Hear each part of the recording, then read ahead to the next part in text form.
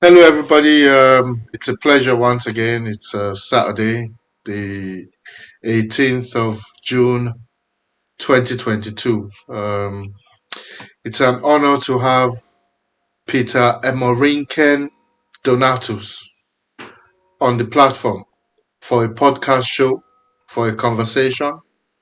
Not a lot of you know much about Peter. In the same vein, a lot of you know about Peter. Uh, Peter is a journalist.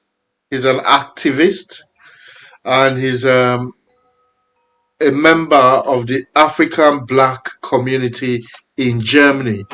Peter lives in Germany. He travels all around Germany. Peter is the spokesperson for the German coalition on ecocide law. He will give us a more detailed account of what all these things mean when he speaks with us. Um, Peter, one of the main reasons he's here today is to talk about the the restitution and the reparation of artifacts. Um, you know how particular we are about our artifacts stolen during the slave trade, and he's actively campaigning for this to be returned from Germany. This has led to him setting up or being a member of the community called Payday Africa. We're going to go to the start straight away. You know how it is.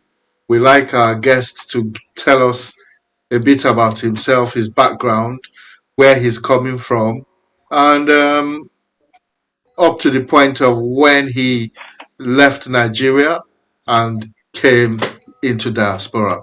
Thank you, Peter. We'll be happy to listen to you.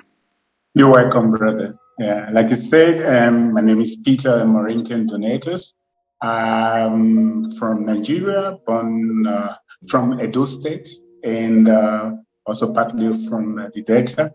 And I left Nigeria at the end of the 80s after the anti-SAP riots, and I was actively involved in the movement in Nigeria then, also combined with the campaign to stop environmental destruction in the Niger Delta. I worked with people like Ken Saro-Wiwa before he was murdered, and when I came to Germany here, I represented Mossop in Germany, and unfortunately, we could not prevent the murder of this very, I would say, not only Ken Saro-Wiwa, but other 8 Ogonis who were murdered on the 10th of November 1995. And that's part of my campaign. But when I came to this country, I realized that the Germans were very, very engaged in areas when it comes to the Second World War and the responsibilities towards Jewish people. And but I found that the issue of colonialism and colonial continuity was actually not a topic here. And I found it very discriminatory, found it racist, and I decided from day one to be engaged in this. And when we talk about reparation, we're talking about reparation not only in terms of returning the stolen artifacts, but I would also want to also say that reparation also include ecological reparation, and in terms of the activities of especially multinational oil companies in Niger Delta, destroying the environment, the biodiversity, and also the means of livelihood of the people there. So I led a campaign. At the beginning, I led a campaign against Shell in Germany, which was very, very, very successful, though I had a serious battle with them here. But I felt it's worth it.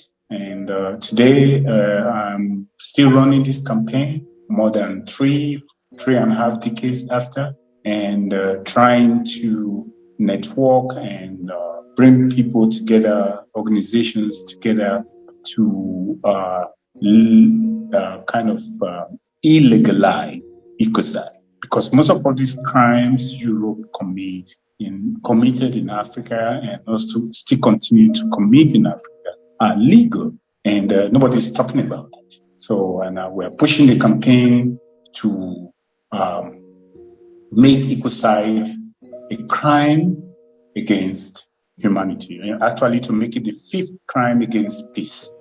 And it's actually giving the people much headache because it's very uncomfortable for them. But who cares about that? On the issue of repatriating belongings, I live in Cologne, and for decades we've been having this campaign in Berlin, in Hamburg, also trying to change the names of streets that represent their colonial heroes, racist colonial heroes. And but after the murder of the brother in America, in the US, George Floyd, that actually gave it much, how do you put it, a push. So, and I discovered that in my city, in Cologne, there is a museum that housed well up to at least 96 objects from my kingdom. And so I tried to lay my hands on the list of these items. And it was like, it was so secret. They didn't allow people to know about where all these items are coming from, not only from my kingdom, Benin kingdom, but also from other parts of Africa. So, but I concentrated on the Benin kingdom.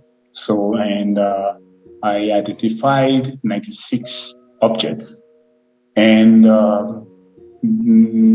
through some means of investigative journalism, and I reported this issue to our king in Nigeria. I wrote him a letter and sent him a list and pictures of these items. And it's like, my brother, when you are outside and your property is being stolen, it's like I'm reporting to our father. We have finally found our properties in Cologne. So we want them back. So, and that was really good. And I sent it to them. And I'm very happy today. I will talk about the critical aspect later on. But I'm very happy that these 96 objects identified in Cologne will be returned, or is part of the, I think, 3,000 or 4,000 items that Germany has agreed to return back to Nigeria. And, Fantastic. Yeah. And, but we'll talk about the critical aspect of it, because you will never hear names like Peter and Maurican Donatus on this. Well, all you are hearing now are ministers and governors coming to Germany. Nobody's talking to us anymore. And this is really, really pissing me off. don't worry about that. People will hear.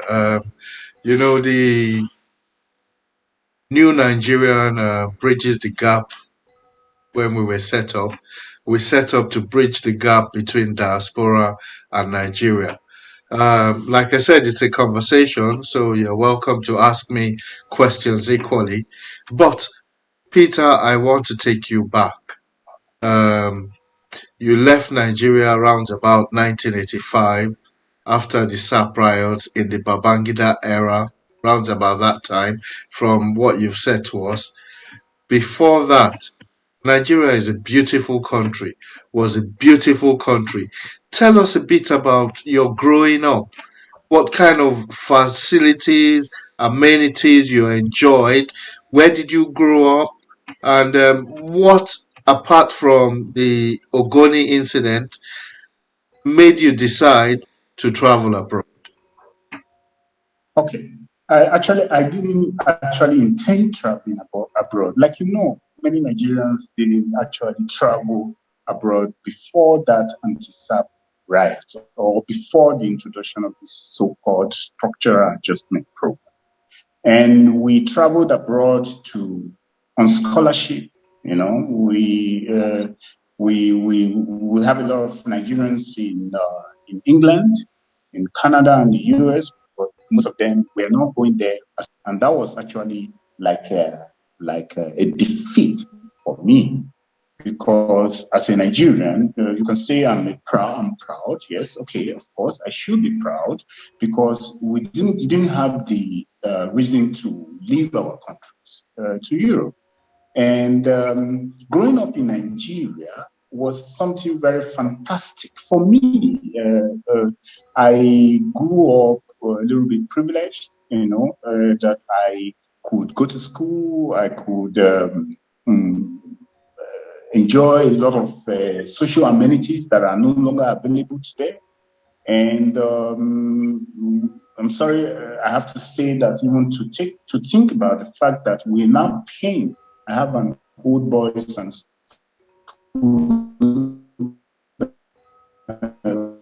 old girls and old boys of the school where the secondary school where that I attended. This is something very very sad because there is no government. Government is not taking care of the education there. And I want to say that I enjoyed the free education under Ambrose Ali and Chief Obafemi. Was it Chief Obafemi Awolowo?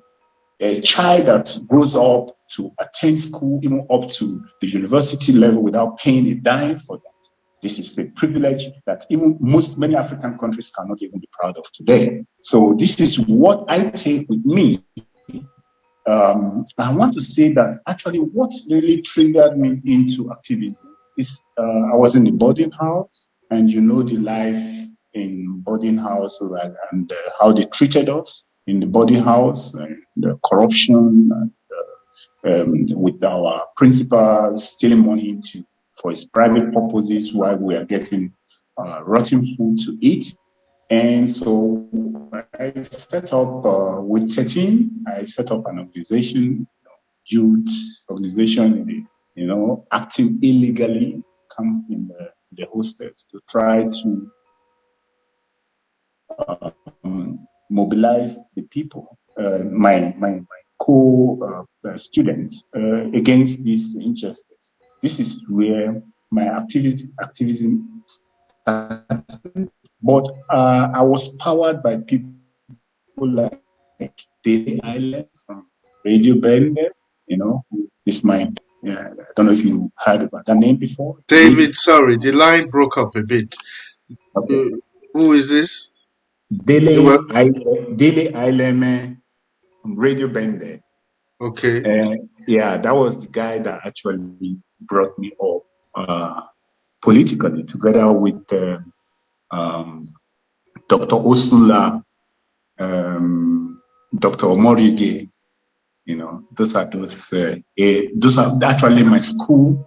I was very young.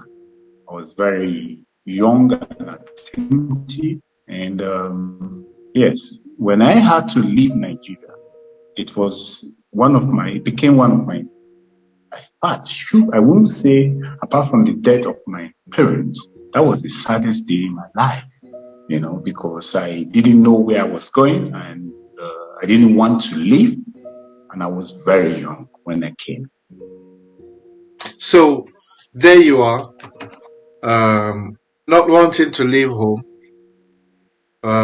young, and you emerge in this country where they don't speak your language. They don't even speak English. I think they speak German, is it? Yeah. How was your first year? How did you adapt? What did you learn? Because you are in a country where you no longer know. So give us an idea about how your early life in Germany was before you became part of the African Black community, which you will talk about as well, because you're a spokesperson for them. So tell us a bit about your settling into a land that you didn't know, um, being in diaspora for the very first time. When we arrived Germany, we had no friends, no supporters, but I was lucky because I felt I need to further my education. So I started learning the language because without the language, you will not be able to communicate, to defend yourself. And apart from that, I needed to go back to school.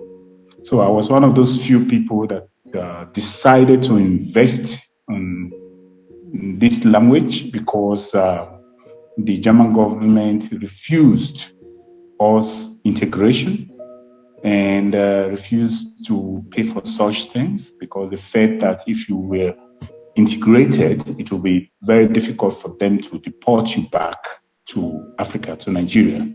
And their focus was actually on deporting the people back, deporting us back to um, Nigeria, to Africa. And that was actually my saver. And after a year, I wrote the exams that was necessary to be able to study, and I was very fast on that. I got the certificate, so I could study.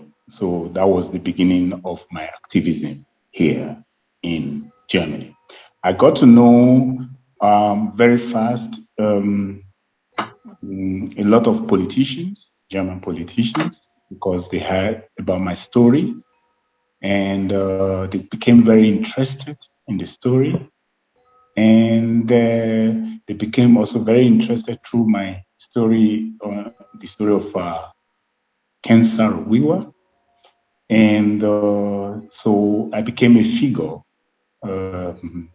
here, even when my German was very poor, but I was able to push the struggle and I built up networks with Germans, white Germans, who also assisted me in expanding also the network. And so we pushed the case even up to the German parliament. I invited Professor Soyinka to Germany. I worked with. I became the representative of the United Democratic Front of Nigeria, the coalition of the pro-democracy movement then, and I worked with Kayode Fayemi, who is now governor, and also Lasoinka. These are people that were actually pushing the struggle then with us. So, and you see, the Nigerian problem is not, it's just diverse. So when you want to ask me questions now about my activity in terms of Nigeria, you will talk about the environment, you will talk about the pro-democracy movement, but you will also talk about the refugee struggle. You The see, floor is yours. excuse me? The floor is yours. Talk about all those So things, please. that's what I said. I said these three paths were all in one struggle. So it's very difficult to separate all that from each other. So we were fighting to liberate our country so that we can get back. But at the same time, we were also fighting to improve our living conditions in Germany while we're still in Germany. And that took me to different places. So what I did was to try to find out which organizations which are existing already, Nigerian organizations, and unfortunately there was none. That we were not really organized. So I started to organize the people traveling from one city to the other, together with other people who were organizing demonstrations at the embassy and creating networks for the Nigerian refugees.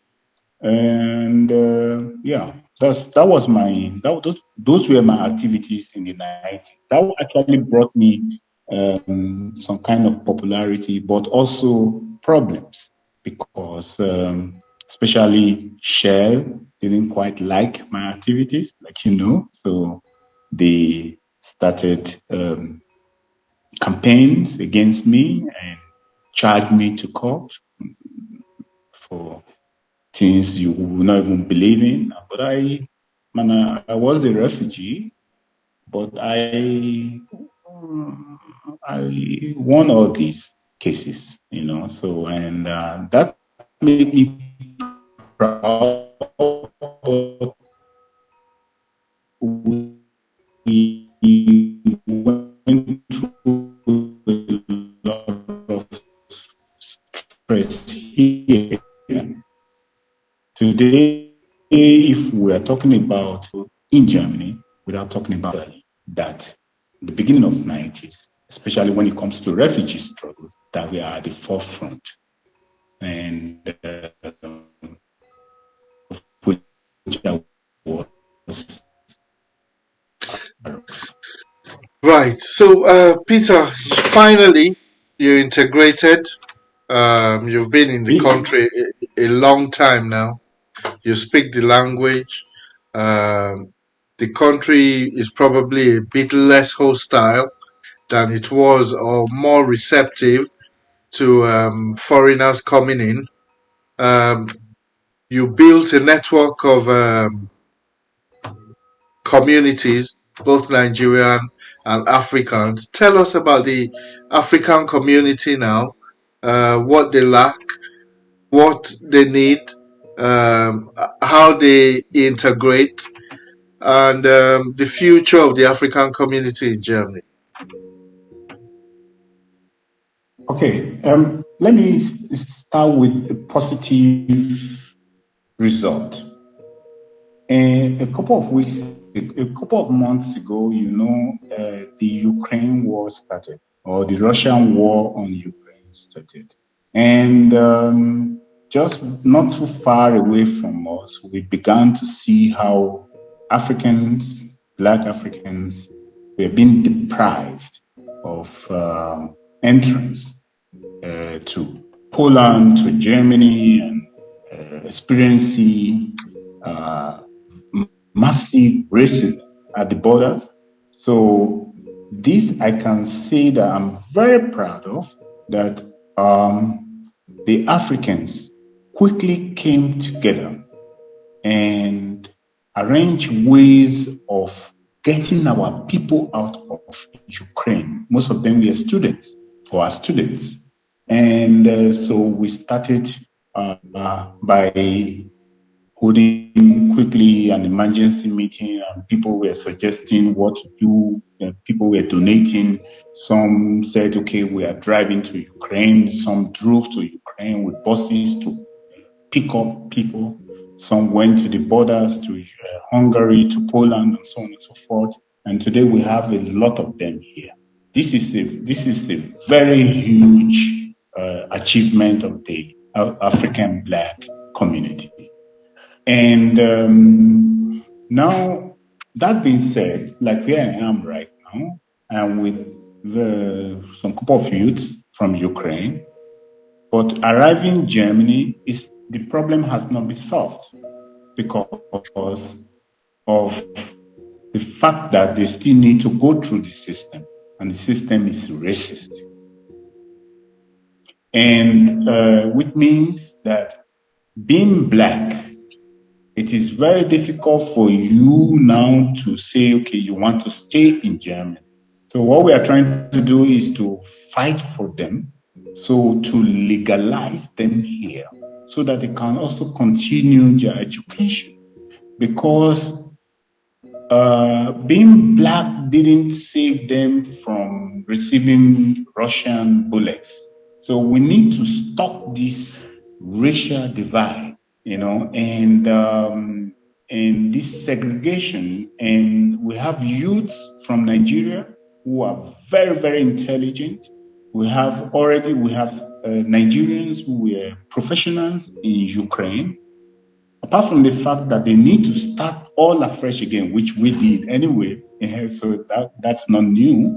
But that to see how white Ukrainians being treated like first-class refugees in this country from day one is something that I call an official form of racism, which has never been so pronounced in this country because been done all this while through the back door. But it was first time I experienced that the government of Germany and of European Union, of course, didn't even have any feeling of being accused of racism. They just built a wall based on the color of the skin. And this is totally unacceptable. And so we came together and we're still together and we'll still continue to see how to get more down if they are still there. And but those who are here, we want to create opportunities for them to start in their life afresh. That is, for me, a very positive thing to talk about. Yeah, Then absolutely. another positive thing I want to talk about is that we have been demonstrating every year in Berlin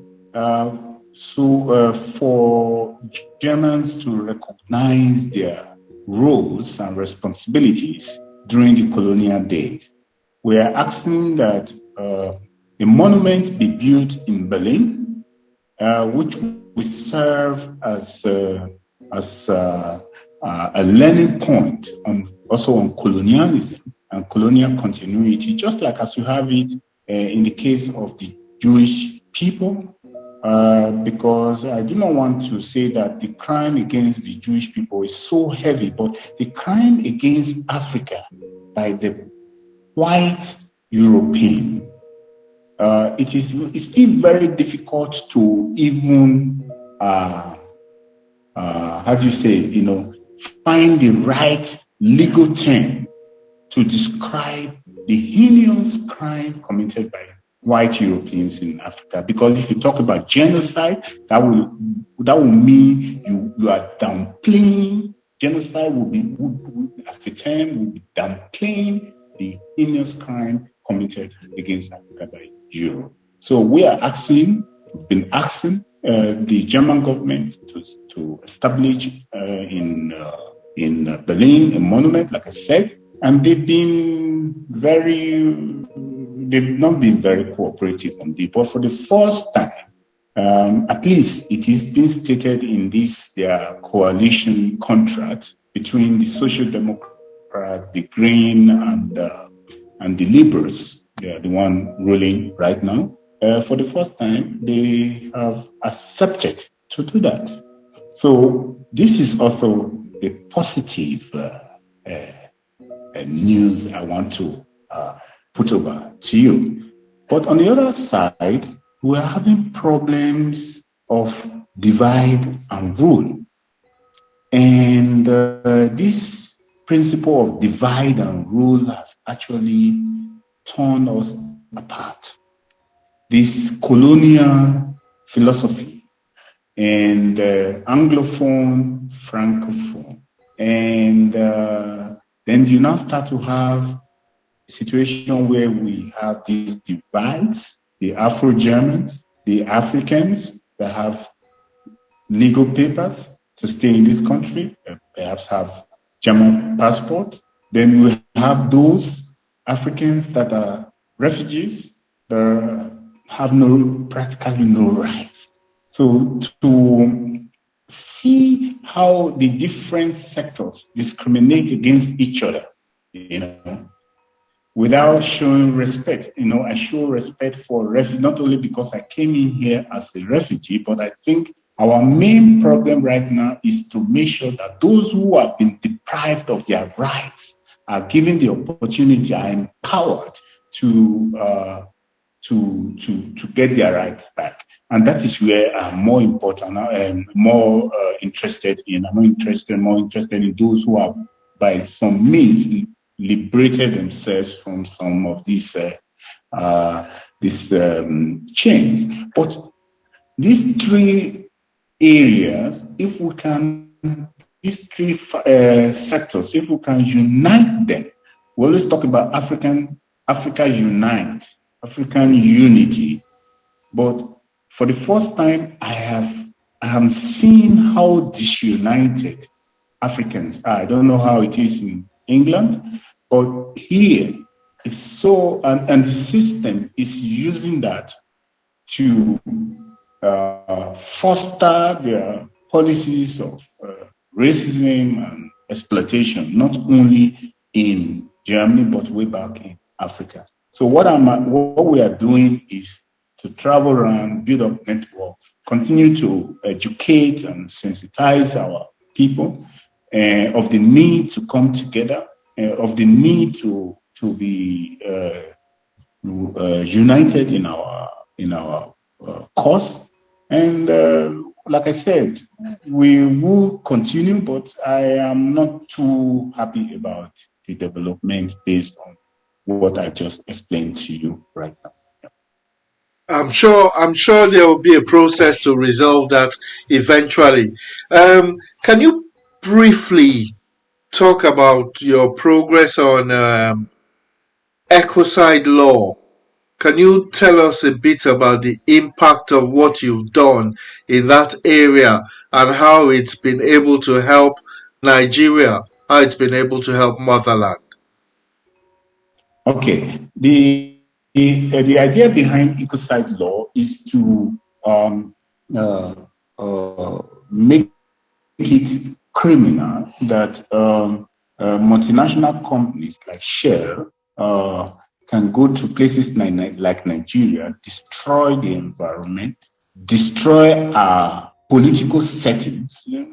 Let's not, when we talk about Shell, we talk about corruption too. We talk about the state of the failed state Nigeria, because Shell has been Nigeria and Nigeria has been Shell. So I hold Shell responsible for this. And actually, to be very frank with you, I'm looking forward to the time when I will be able to sue this company, this multinational company. And so long as I live, that dreams remains. And so the campaign to criminalize ecocide is not just starting 2 years ago or 5 years ago. We have people like Ken Saro-Wiwa and others that gave their life for that. So what Ken started, Ken said, I am more dangerous when I'm dead. That's what Ken said before he died. So Sorry about should I that. repeat it? Should I Yeah, repeat yeah. it? Yes, please. Okay, okay. Ken Saro-Wiwa, we used to say, we say Ken, he said, I am more dangerous dead. So, and so what we're doing is that which they started, which we are part of, we want to bring it to an end. We want to make sure that companies that are destroying the environment, not only companies, but also banks and investors that are pumping money into this sector of destruction must also be held accountable for their crimes.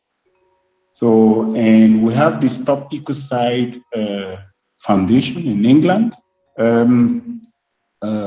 They came up with a legal definition in June of last year.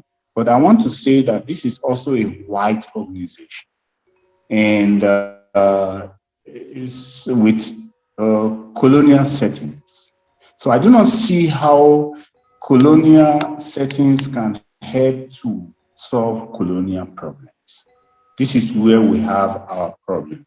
So my part is to make sure that we do not again be presented with a colonial dictate.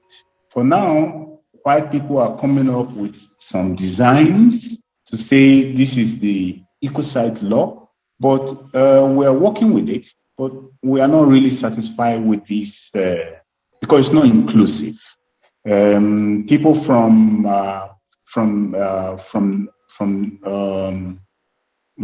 for example, Niger Delta or indigenous people we are not consulted.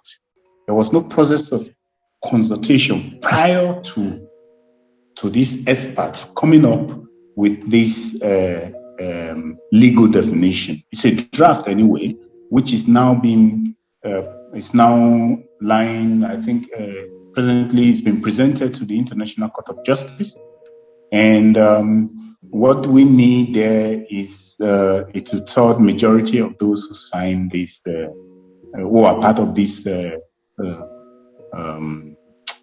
Rome Agreement, and I do not think that we'll be able to get that done in 1-2 years, but we have a roadmap for 5 years. 5 years, within 5 years, we'll be able to get enough countries together that will say, okay, we want to end this, want to end ecocide by supporting us. But the support has been growing. We have the Pope supporting, we have the Secretary General of the United Nations supporting, we have Greta from Fridays for Future supporting, a lot of prominent people supporting. And in Germany, what I did was to bring all movements together, like Fridays for Future, Extinction Rebellion, Parents for Future, so many other big movements, brought them together to set up a coalition to promote this international cause. And what we achieved last year was the parliamentary elections in Germany. So I initiated within the Green Party that the Green Party let me take it back again. I initiated that the Green Party should include ecocide law in their party manifesto, necessary for the parliamentary elections. And at the beginning, people were skeptical. What you think? I know. Well, I was very successful about that. Today, we have it in their manifesto that they stand for that. The same thing with the leftists, the leftists, and they also accepted that, put in their manifesto. So we are holding the government now responsible. At least the Green Party, we are taking them by their word. Say now, in May last year, you decided this is what you are going to do when you get elected, and now you are part of the government. So we need you to, Germany being a very, very important country in Europe and worldwide, economically and politically, we believe that if Germany stands up to say, now we want to end ecocide by promulgating this ecocide law, I think we are going to be at least 50-60% true. And we are making progress. But brother, I don't want to hide the fact that that is also a reason why the system feel that they want to fight Peter Emerick Donatus. But it's part of it. I think that I've given up my life for this, and I've given up my life for Africa, and I don't want to. I have never regretted that. All I just been asking for is that we are given the opportunity to live like human beings, that the exploitation of people and nature in Africa after about 534 years should come to an end, that we also have the right to live, that we are not poor as Africans, but made poor, that the Europeans should finally recognize their responsibility in terms of the situations, the crises we have, the different types of crises that we have in Africa. These are the things that actually power my activism. That is great, Peter. Peter, I'm going to ask two questions in one. You've already basically given me some value on returning the artifacts to Nigeria. Part of what we do here is to try and get value on giving back to Nigeria. So, can you explain how the community in Germany give back to Nigeria with the political dispensations now coming? Obviously, there's going to be a new president elected next year. Can you set expectations on how you would expect the incoming administration to work with diaspora? What you think will enable diaspora to be able to give back to Nigeria? Because you said we have a lot of educated Nigerians, we have a lot of brilliant Nigerians in Germany. So, how can Nigeria harness that resource to make Nigeria a much better country than it is at the moment? Yes, I think that for now,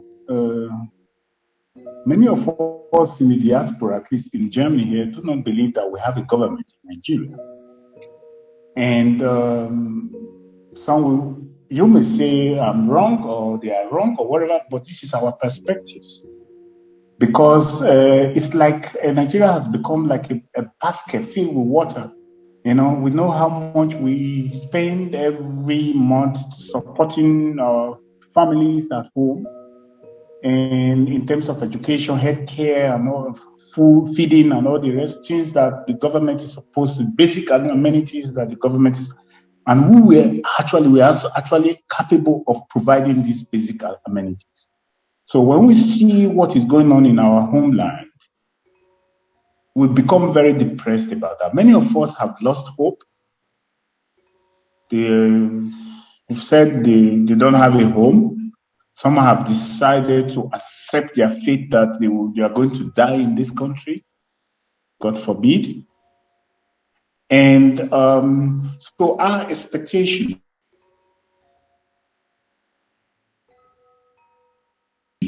towards everyone, I don't know how to describe it. I don't know if I can expect anything from the government that is going to come up now based on what we are seeing happening right now in Nigeria, political scene in Nigeria. We do not see any, I will speak for myself and speak for some people some sectors that I know, that we do not see serious moves from the cabal, let me put it this way, of trying to make a change in that country. Because this is not saying that I'm very pessimistic. I'm still hopeful that someday there's going to be a change. But in the last few weeks, especially the primaries of the presidential election and the primary elections for the presidential, it's not really giving us hope.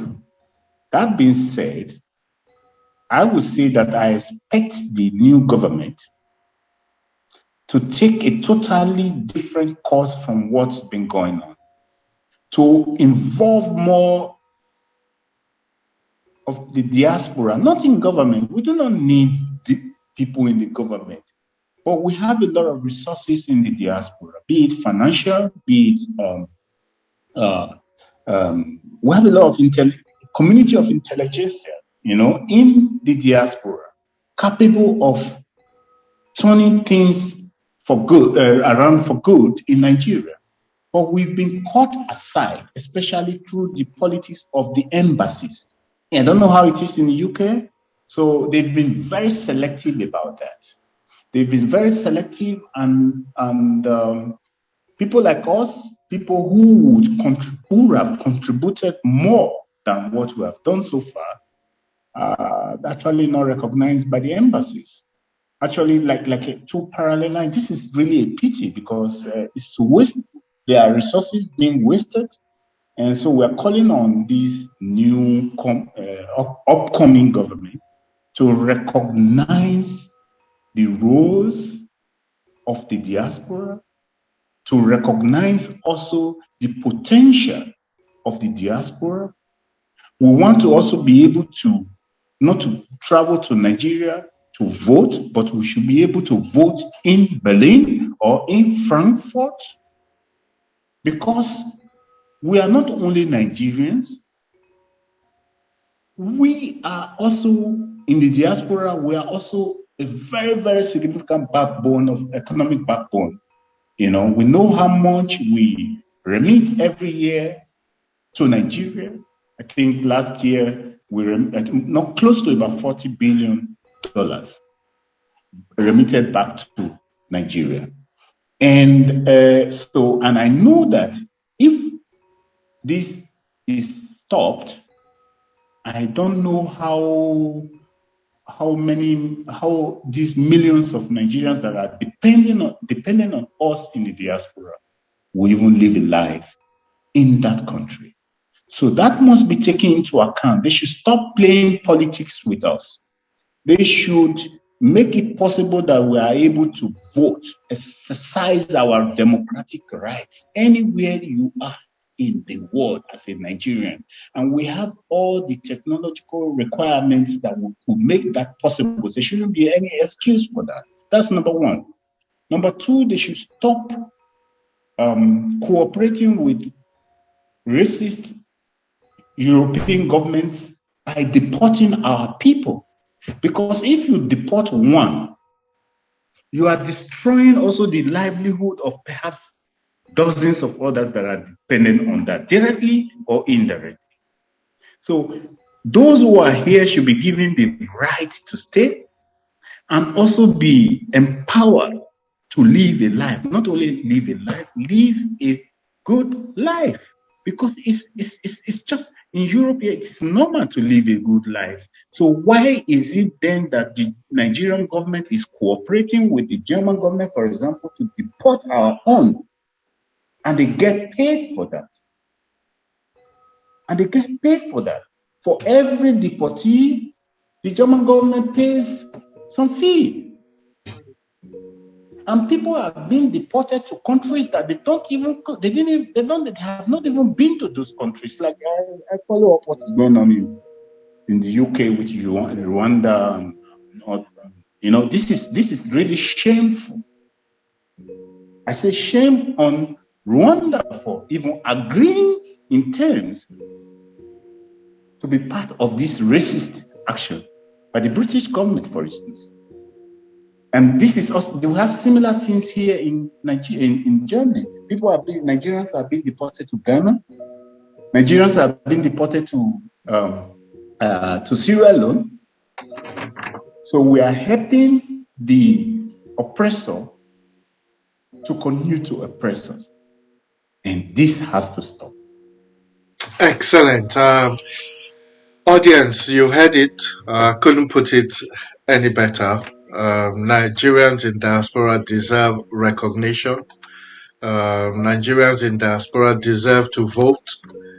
Nigerians in diaspora want their governments to utilize them to develop Nigeria, to bring Nigeria back to its glory. The new Nigerian coined a term, the reverse brain drain. It's time for Nigeria to harness the brains that have been developed in diaspora back home to bring a more positive structure to aid the youth and the children who actually are the true Nigerians at the moment. My generation can only start it. Peter's generation can only start and continue what he has started. But to benefit the youth, to benefit the upcoming children, we believe that we can be listened to a bit more. We had the presidential candidate on a town hall last week.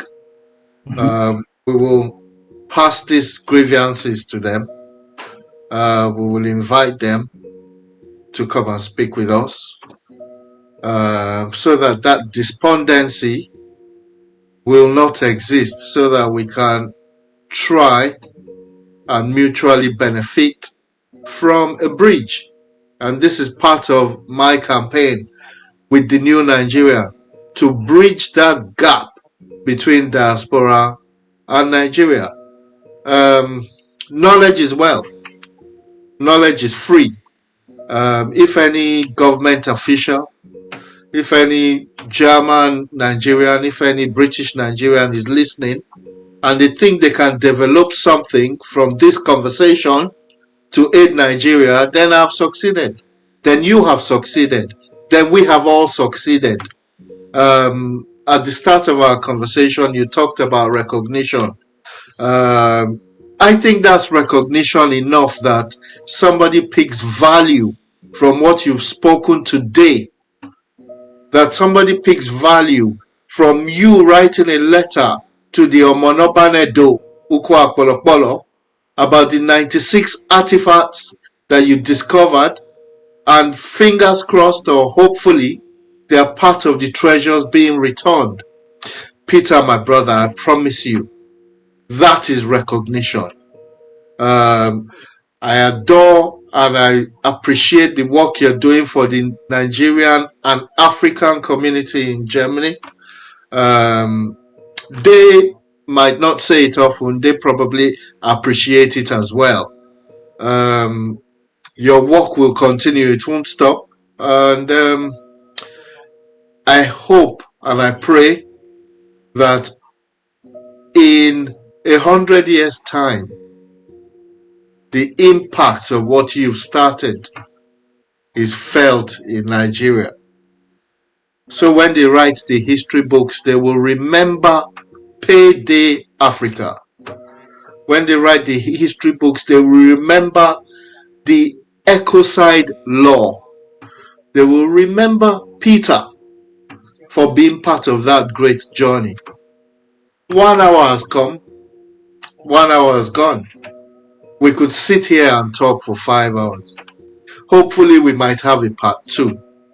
But for now, I would like to say thank you for giving us the opportunity to hear you. Thank you for pouring out your mind to Nigerians in diaspora, Nigerians at home who will listen to this podcast and hopefully benefit from it. We are most grateful for your time.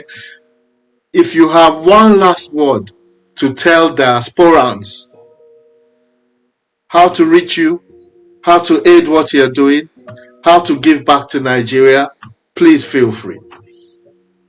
Okay. First of all, I want to say thank you also for getting me on board and having me in your program. And I want to say that you can support us in Germany. Many ways of supporting us. You can Google. It's very difficult. Maybe I could send you some links later on or whatever. But just go to ecocide law in Germany. You can also go to African Black community in Germany and so many other things, or just type in my name. You will definitely get in touch with me. I'm no longer somebody that you have to in touch. So I would be very happy if we could get enough support to promote our cause here, both from the diaspora themselves, also from the Nigerian government. We're talking about recognition. It's also, I'm not saying that I want to be part of any government, and because I wrote that make contributions without being part of the government. And let us use that. Please support us in Germany, and I'm very grateful. I'm going to also report back to our community about this very productive discussion that I had with you. It's a great work you're doing with the refugees from Ukraine. Thank you for giving them support. Thank you for encouraging them to continue learning their education. They will be an important part of diaspora Nigeria eventually. Thank you so much. Audience, take care. Bye for now.